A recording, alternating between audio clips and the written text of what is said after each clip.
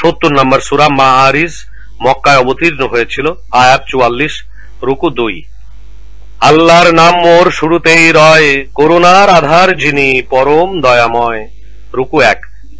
এই কথা প্রশ্ন করে লোক একজন, আমার আসিবে যাহা সেথায় যখন, যেমন আসিয়া যাবে কাফেরের উপরে, সাধ্য নাই কেহ তার প্রতিরোধ করে। সে ঘটনা আল্লাহই ঘটাবেন তিনি, সমুন্নত মর্তবার অধিপতি যিনি। ফেরেশতা ও রূহ যায় একদিনে এমন, আল্লাহর সমীপে তারা করে আরোহণ।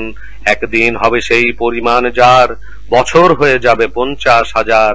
অতএব থাকো তুমি ধৈর্য ধরে, সুদূর পরাহত সেদিন তারা মনে করে। আর আমি দেখিতেছি নিকটেই তার, আসমান হবে যেন গলিত তামার, পর্বত হবে ধুনা পশমের মতো, বন্ধু নেবে না খবর বন্ধুর যত।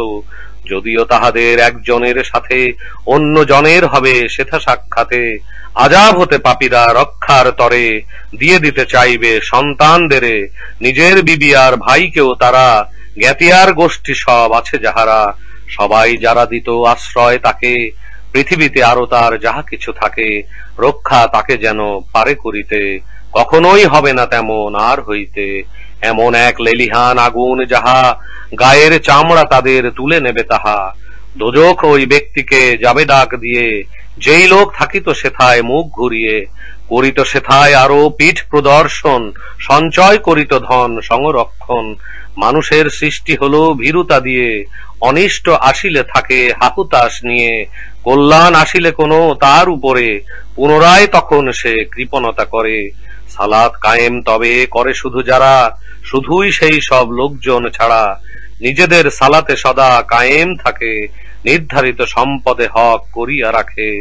বঞ্চিত প্রার্থী যারা সবার তরে, কিয়ামত সত্য বলে বিশ্বাস করে। রবের আযাবে ভীত শঙ্কিত রয়, প্রকৃতই যায় না হওয়া তাতে নির্ভয়। রবের যে আযাবের কথা বলা হয়, যৌনাঙ্গ সংযত তারা রেখে যায়, স্ত্রী বা দাসী হলে নেই অন্যায়।